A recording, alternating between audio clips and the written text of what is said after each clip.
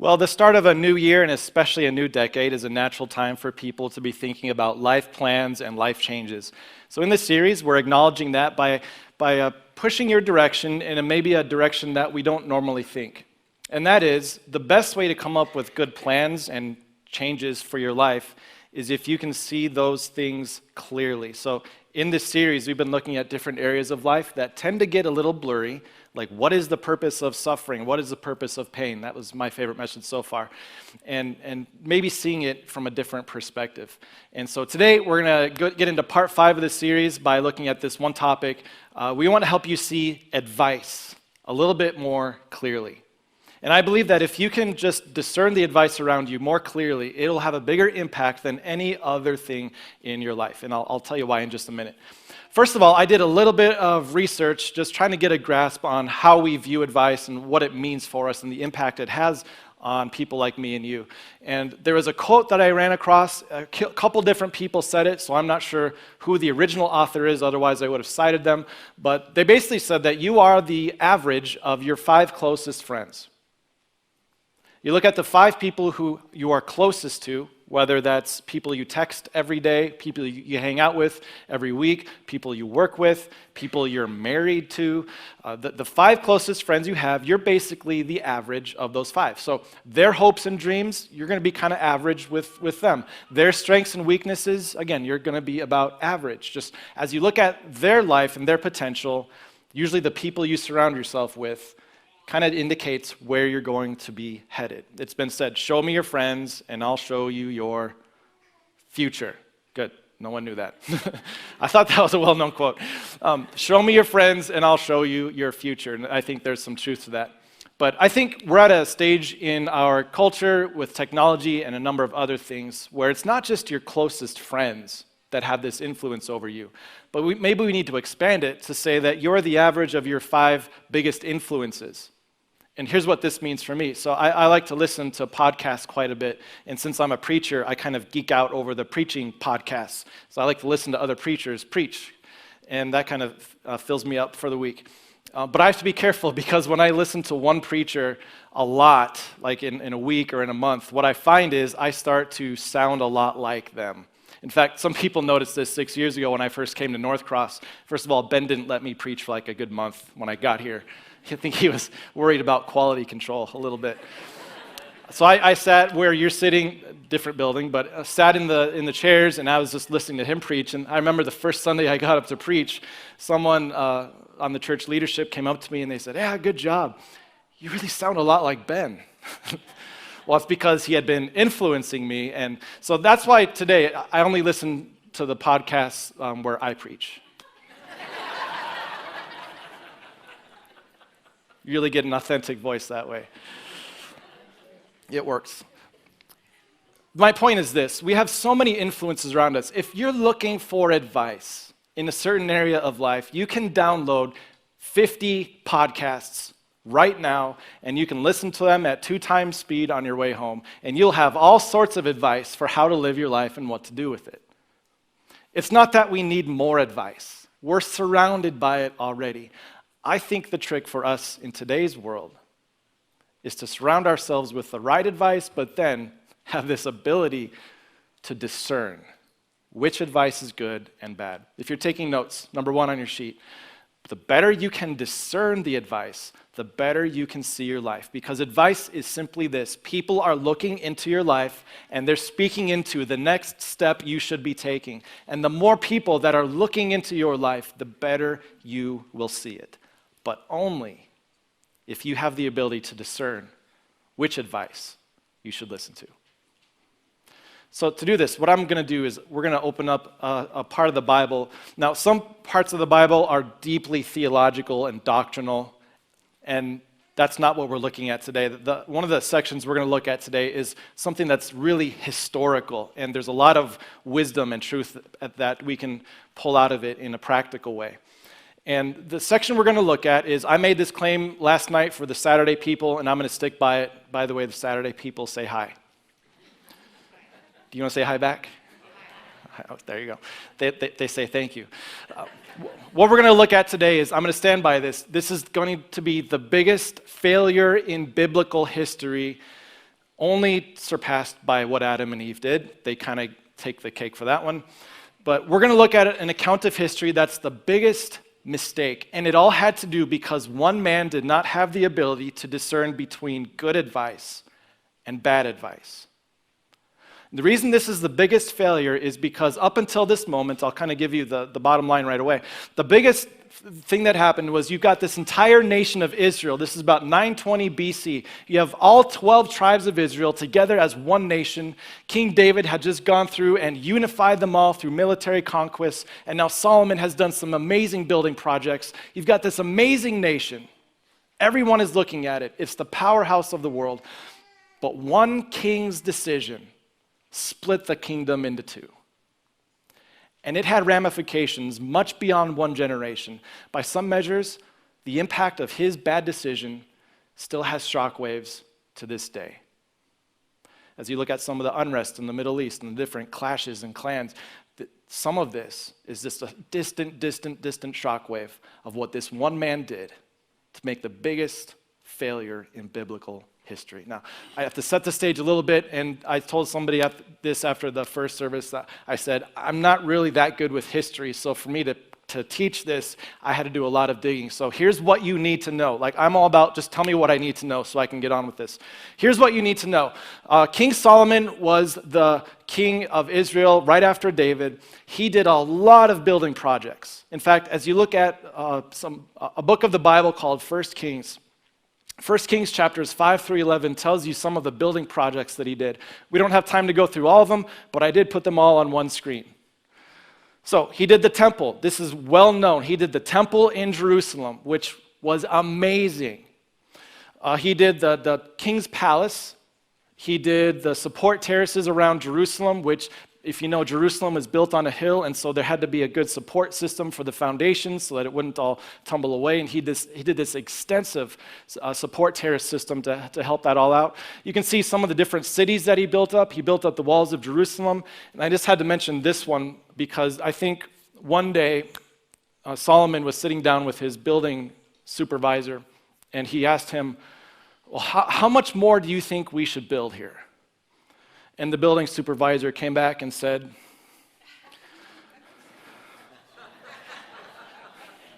maybe a tad more. Maybe a tad more. He did some store cities that were just designed to store the incredible, insane amounts of wealth that he had. Some towns were designed just to take care of and manage his chariots and all of his horses. Just imagine all these building projects, and then in 1 Kings 11, it just ends with this. I think whoever was writing it, he just got frustrated, and he's like, whatever he desired to build, he did it. Now, that was in the span of 20 years of a king reigning over the country, and I might wonder, how did he do that? And the answer is, he had about 183,000 forced laborers. He sent word throughout the land, there's going to be a draft. Not a Super Bowl type. The Super Bowl doesn't have a draft. See, I'm messing this up. There's going to be this draft. And if your name is picked, you will be a laborer for me. No choice about it. You have to be a laborer. And so the way Solomon set this up was that some of the laborers for an entire month at a time had to leave their home, leave their family, leave their housestead to go to the quarry, to go to the mine, to go to the forests, go build whatever needed to be built.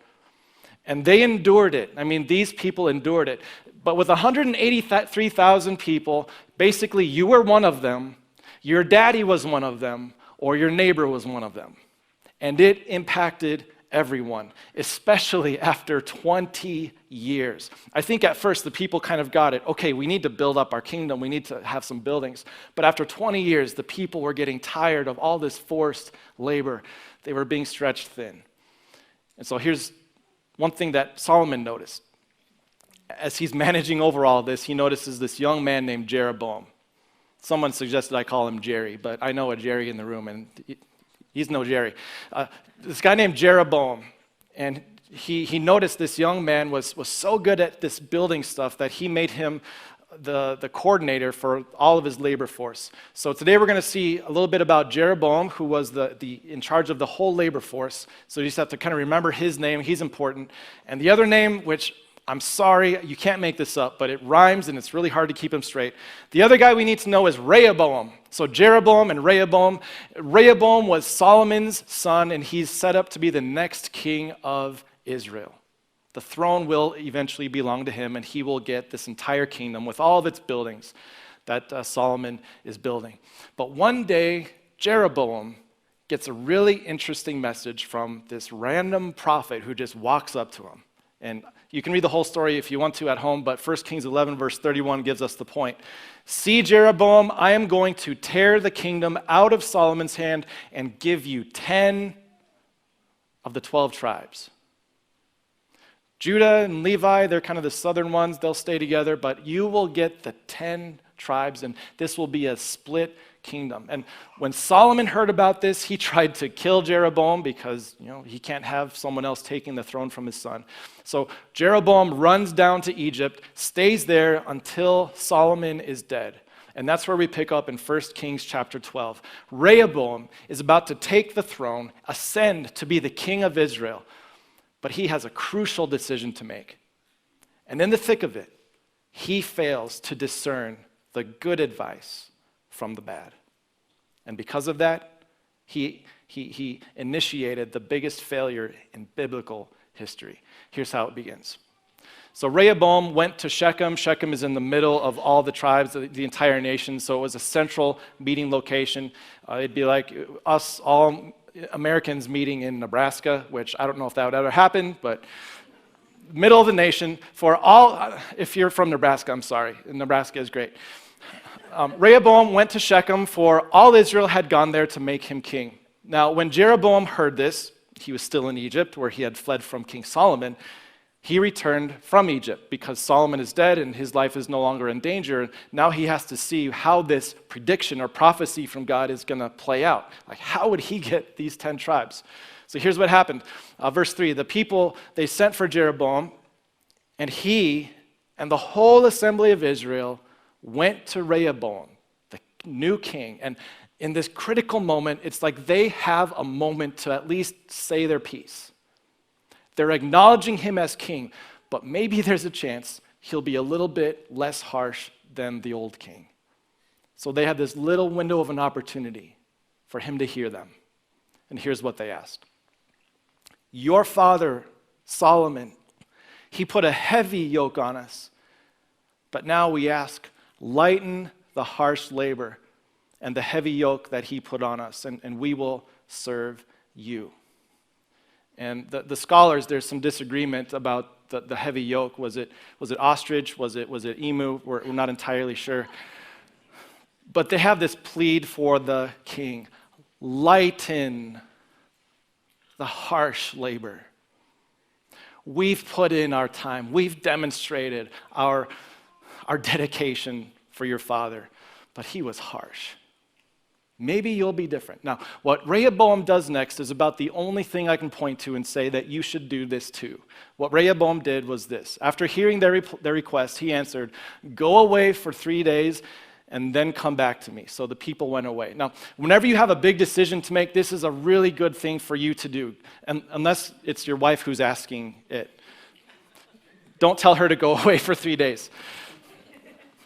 Give me some time, give me some space, because what Rehoboam knew in this moment was that the decision he faced would have some ramifications.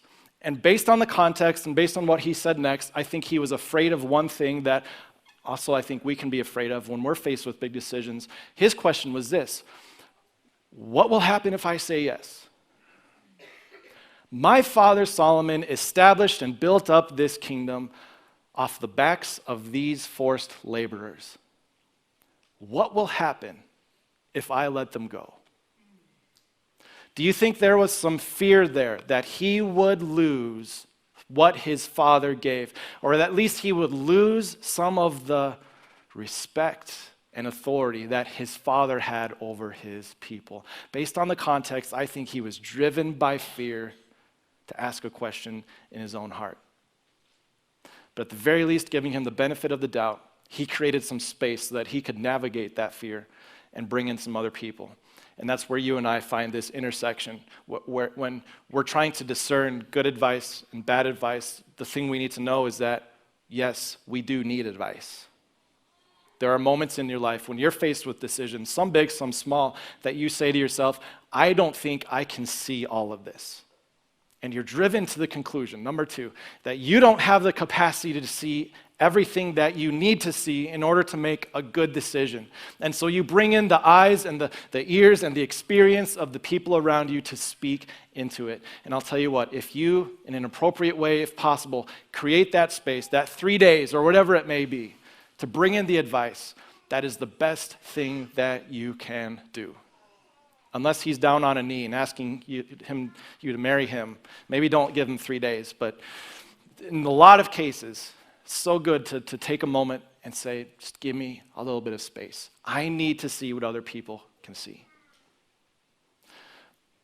But I don't think that Rehoboam's intentions were all that good because of what happens next. Here's what he did.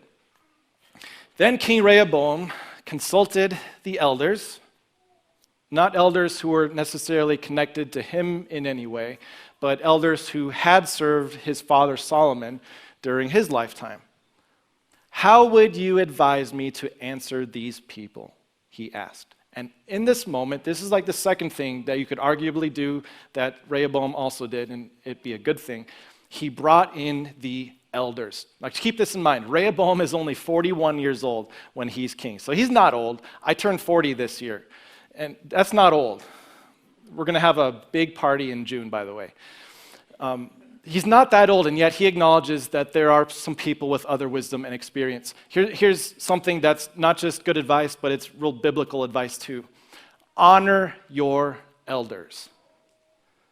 Elders in the room, do you just want to say amen to that? Amen. Honor your elders for 2 reasons. Number one, it's what's best for them. Even when you're older and you cannot physically contribute like you used to, you are still a child of God, loved by God, and deserve to be treated as one. The other thing is when you honor your elders, you benefit from it also. They might not have the same life you did or you do, but they have years of experience where they can see how a single decision can have a very long-term impact, longer than you've even been alive. And the elders alone can speak wisdom into it. So Rehoboam did a good thing by bringing in the elders that served his father Solomon. But unfortunately, based on context and based on what he says, I don't think he was looking for their advice. Here's what happens. They replied, today, right now, in this moment, here's our advice. Right now, if you change your attitude and change your heart and put this into practice, today, if you will be a servant to these people and serve them and give them a favorable answer, they will always be your servants. Wisdom that only an elder could have seen. Because the youth, in their wisdom, they think authority is the big thing that will win people over. But these elders had seen enough of that. And they knew that the true way to get to the heart of the people is not by being their authority, but by being their servant. And that's something that would not be perfected for another 1,000 years until a man named Jesus was sitting around a table with his disciples. After he had just washed their feet, he said, go love one another as I have loved you. If you want to have these people be their servant, but this was not the advice he was looking for. In fact, in a second I'll show you he wasn't really looking for their advice. What Rehoboam did with this is he rejected it. He rejected the advice of the elders and consulted, get this, the young men. What does young mean? 41. 41 is young. Young men who had grown up with him and were serving him. And there's a couple of red flags here. Number one, young men who had grown up with him means that they were buddies since childhood. They had done life together. They all saw things the same way because they had similar experiences. And I'll tell you why that's a red flag in just a minute. The other thing is, what was their job? Their job was to serve him. to please him and to make him happy. And the best way to make your buddy happy is to agree with whatever he believes and whatever he wants. And so here's a quick bottom line for you guys. As you seek advice and you try to discern good advice from bad advice, one good thing you may have in your life is a good group of close friends that you grew up with, and they have your back and they love you. And sometimes they'll give you good advice, but there's something you need to be aware of.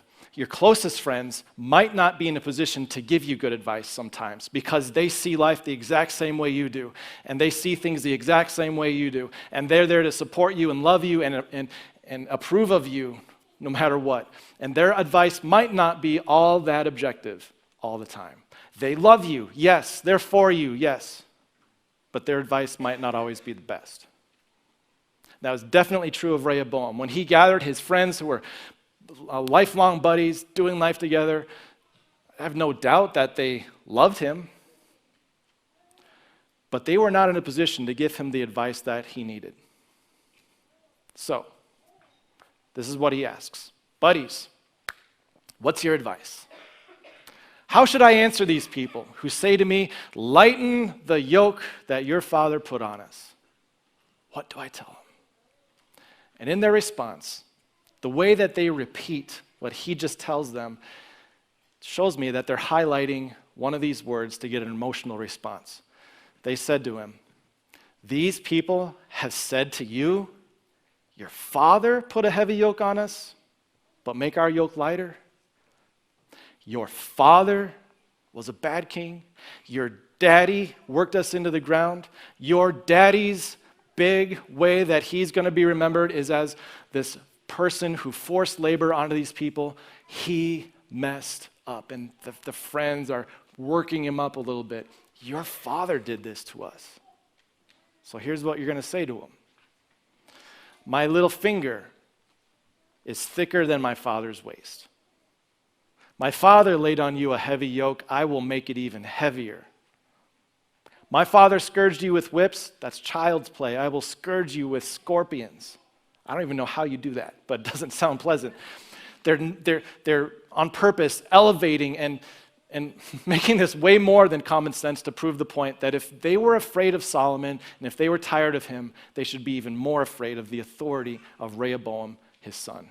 And the intended consequence would be that the people step back and say, Your Highness, we're sorry. But just as the elders predicted, it did not end the way he wanted. And the big thing behind this, I think this is something we can learn from too. If you're really trying to discern good advice from bad advice, whether it's the people around you or just the influences that you hear, you have to be aware of how you approach the situation. When you seek to learn, are you legitimately seeking advice, or are you just trying to seek the approval from the people you love? Because, number 3, you cannot seek both advice and approval at the same time. If you are seeking approval, you will be blind and deaf to the best advice that anyone could possibly give you, because all you want is that one thing, and all you need is their approval. If you're seeking approval, don't pretend that you're open to advice. So you need to set aside what you think you can see and bring in what others can see. And the beauty about having these elders for Rehoboam is that they had a lot of experience and they saw life a lot differently than he did. And I think that's the beauty of the church too. You look around, this isn't a certain age, a certain demographic, a certain nationality. This is all walks of life, all different backgrounds. And you're surrounded by some people who can see life in a lot of different ways. Before we get there, Rehoboam, I'm surprised I haven't gotten it mixed up.